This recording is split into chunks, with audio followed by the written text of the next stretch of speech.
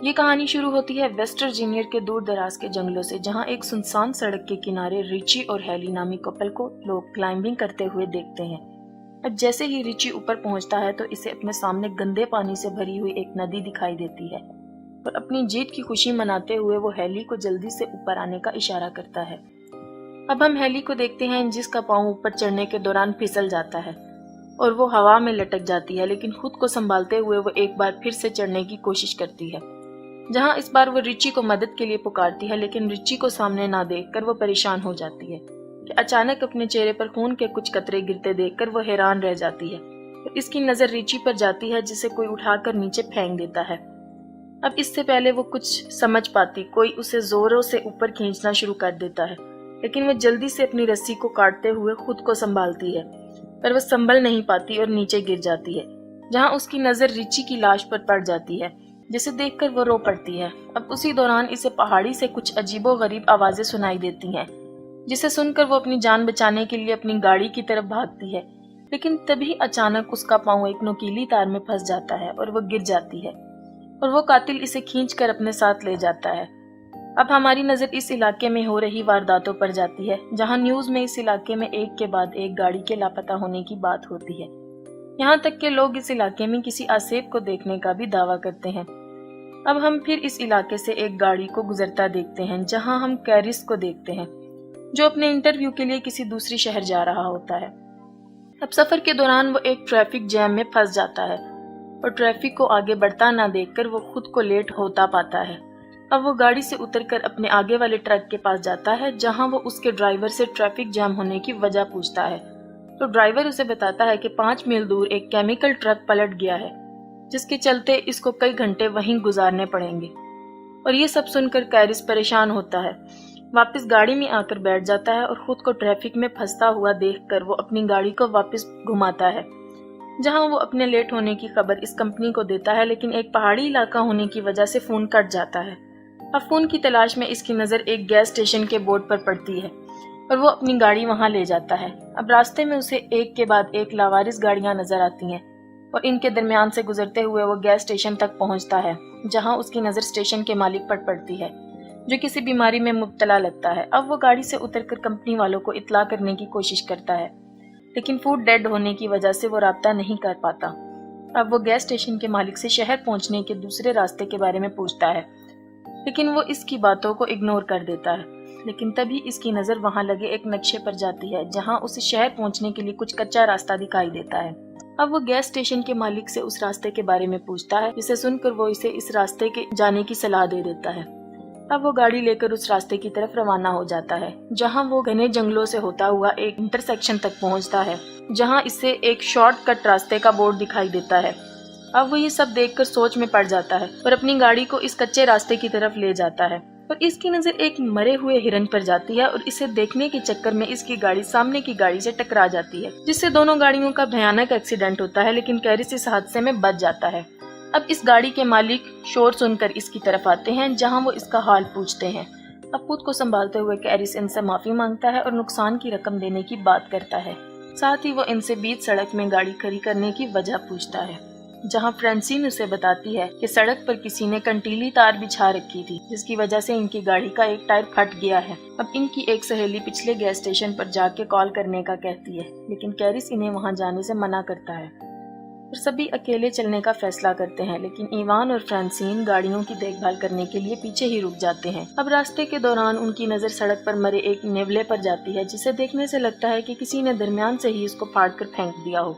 थोड़ी दूर जाकर इन्हें जंगलों में गाड़ियों के कुछ जलते हुए टायर दिखाई देते हैं, जिसे देखकर उसे खतरे का अंदेशा होता है और वो सबको आगे बढ़ते रहने का कहता है। वहीं फ्रांसिन और हम एवान को देखते हैं, जिन्हें पास की झाड़ियों से कुछ हलचल महसूस होती है और वो इस जगह को देखते जाता है। और फ्रांसिन इसे वहां ना पाकर परेशान हो जाती है और इसे ढूंढने इसके पीछे जाती है, और जहां चलते चलते उसकी नजर इवान के एक जूते पर पड़ती है और वो जैसे ही वो इसके नजदीक पहुंचती है तो इवान कटा हुआ कान दिखाई देता है और वो इसे देखकर रोने लग जाती है कि तभी वो शख्स इस पर पीछे से हमला करते हुए इसे मौत की घाट उतार देता है।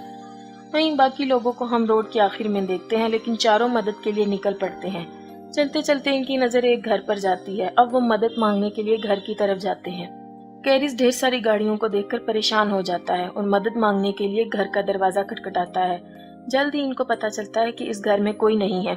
अब वो सब कॉल करने के लिए घर के अंदर आते हैं, जहां इनकी नजर खाने के टेबल पर जाती है, जिसे देखकर लगता है कि बरसों से इस घर में सफाई नहीं हुई। और दूसरी तरफ चश्मे और गाड़ियों की चाबियां मिलती हैं। अब जैसे ही वो फ्रिज को खोलता है, इसके होश उड़ जाते हैं। हम फ्रिज में ढेर सारे इंसानी अज़ा को देखते हैं और जैसी को भी एक कमरे में वही कंटीली तार दिखाई देती है जिसने इसकी गाड़ी का एक टायर को फाड़ा था। अब ये सब देखकर चारों वहां से भागने लगते हैं कि तभी कैरिस की नजर खिड़की से बाहर जाती है, जहां इसे एक गाड़ी इनकी गाड़ियों के साथ वहां आते हुए दिखाई देती है। अब चारों घर के पिछले दरवाजे की तरफ भागते हैं, लेकिन दरवाजा बंद होने की वजह से चारों बहुत खौफजदा हो जाते हैं। वहीं दूसरी तरफ हम इस कातिल को अंदर आते देखते हैं। वो अंदर आकर फ्रांसीन की लाश को जमीन पर फेंकता है और हमारी नजर वहां कैरिस और जेसी पर जाती है, जो इसकी लाश को देखकर सकते में आ जाते हैं। और वहां हम पहली बार 3 आदमखोरों को देखते हैं, जो फ्रांसीन की लाश को उठाकर टेबल पर रखते हैं और अपने तेज धार औजारों से इसको काटना शुरू कर देते हैं।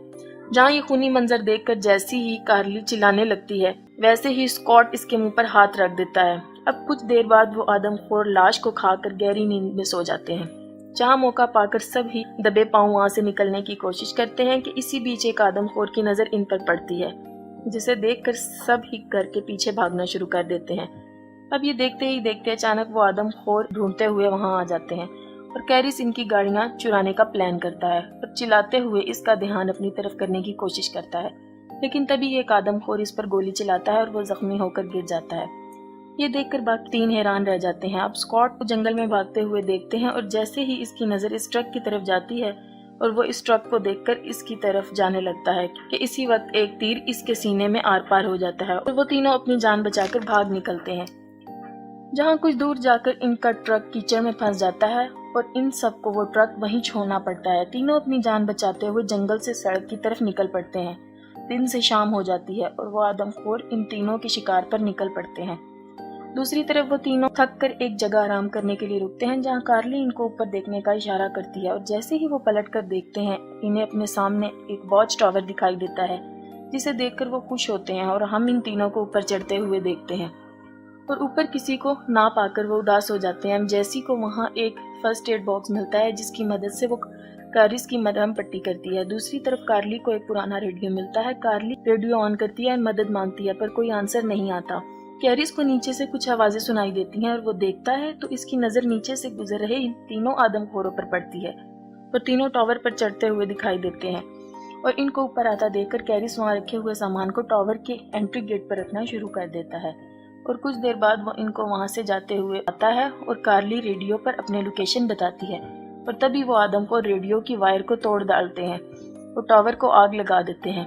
अब खुद को जलता देखकर कार्ली अपनी जान बचाने के लिए वहां रखे एक बक्से की मदद से टावर की खिड़की को तोड़ डालती है और कैरिस की नजर टावर के नीचे दरख्तों पर जाती है और तीनों अपनी जान बचाने के लिए दरख्तों पर कूदते नजर आते हैं, जिन्हें नीचे खड़े आदमखोर देख लेते हैं और तीनों को पकड़ने के लिए दरख्तों पर चढ़ना शुरू कर देते हैं और इनको आता देखकर वो तीनों एक दरख्त से दूसरे दरख्त पर जाते दिखाई देते हैं, जहाँ एक दरख्त को पार करने के दौरान एक आदमखोर कार्ली के नजदीक पहुंच जाता है और मौका पाकर अपनी कुल्हाड़ी से इसके चेहरे पर वार करते हुए इसके 2 टुकड़े कर डालता है।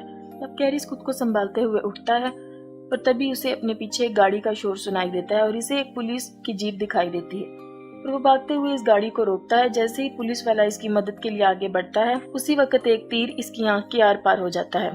अब हम एक आदमखोर को देखते हैं जो कैरिस को मारने आता है और कैरिस अपनी जान बचाकर गाड़ी के नीचे छुप जाता है और अब आदमखोर इसे देखने के लिए नीचे झुकता है और गाड़ी के नीचे कुछ ना पाकर वह हैरान रह जाता है। और अब हम इस घर को देखते हैं जहाँ इन आदमखोरों ने जैसी को बांधा हुआ था और जैसे ही वो वन आई आदमखोर जैसी को मारने लगता है, इसे बाहर से आती गाड़ी का शोर सुनाई देता है, जिसे देखकर वन आई दरवाजे की तरफ बढ़ता है।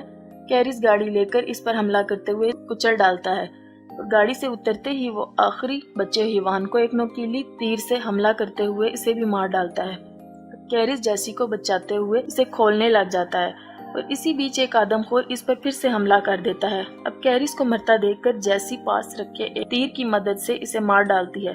अब वो दोनों घर से बाहर निकलते हैं, लेकिन उसी बीच कैरिस की नजर पुलिस की गाड़ी पर जाती है, जहां वो इसकी गाड़ी के फ्यूल बॉक्स को निशाना बनाता है, जिसके चलते वहां एक जोरदार धमाका होता है और इस घर के परखच्चे उड़ जाते हैं। अब हम दोनों फिर से इस सड़क को देखते हैं जहाँ वो दोनों ٹرک کے ذریعے گیس اسٹیشن تک پہنچے تھے اور ٹرک کو اپنی طرف آتا دیکھ کر اسٹیشن مالک ڈر کر دروازہ بند کر دیتا ہے اور کیرس ٹرک سے اترتا ہے اور وہاں لگے اس میپ کو اتار کر روانہ ہو جاتا ہے۔